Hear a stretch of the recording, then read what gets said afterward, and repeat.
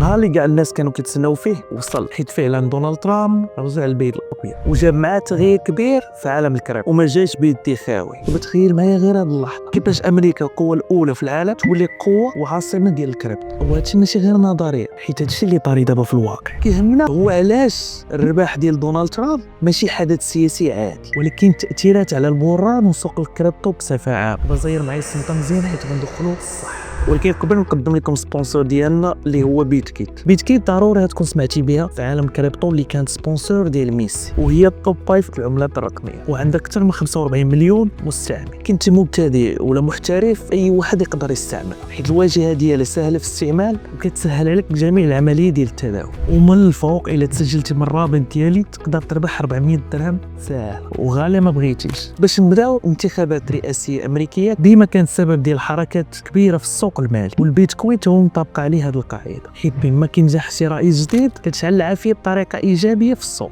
مثلا في 2016 ملي ترامب تغلب على هيلاري كلينتون، وهذا الشيء بشكل مفاجئ. في ذاك الوقت اس اي بي 500 تزاد 7% واحد الشهور، والبيتكوين طلع من $700 ل $20,000، وهذا الشيء في عام واحد. ومن بعد في 2020 جا الفيروس ديال كوفيد، وكهكاك الفوز ديال بايدن دفع البيتكوين $64,000 في عام 2021. ندوزو دابا اش وقع في 5 نوفمبر 2024 في ليله ديال الانتخابات. البيتكوين فرقع على رقم قياسي وحقق اول تايم هاي ديالو اللي وصل $73,000. وهذا الشيء فاش بداو الاصوات الاولين، وديك الليله كانت ليله تاريخيه. ولكن هذا الشيء ماشي غريب، حيت السياسه ديال ترامب كدعم الكريبتو. وفعلا في المؤتمر ديال البيتكوين ترامب صرح بزاف د الحوايج، ومنهم الحرب على الكريبتو ما غاديش تبقى. الحاجه الثانيه دار واحد التوضيح ديال القوانين 100 يوم، انا نشرحها لكم. عطى الوعد ديال 100 يوم الاولى غادي يوضح فيها القانون ديال الكريبتو كامل، وغيدير قوانين خاصه، يعني ما يبقاش الغموض بحال شحال هادي، وغتولي قوانين داعمه باش يتحرك السوق. الحاجه الثالثه الاحتياطي استراتيجي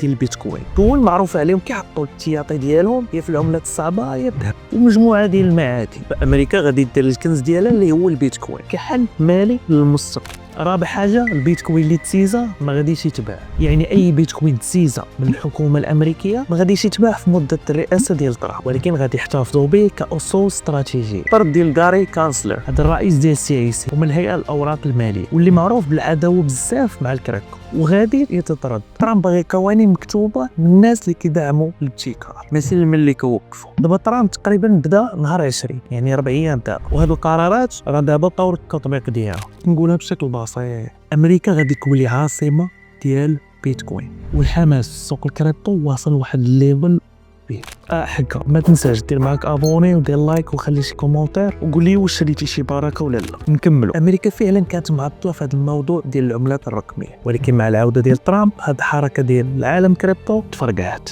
مثلا تكساس ولات مركز اساسي للتعدين البيتكوين، وترامب واعد بانه غيعزز هذو البلايص. في نفس الوقت الحكومه الامريكيه عندها اكثر من 200,000 بيتكوين، هادشي بقاو غير مسيزي والقضايا بحال السيلك رود.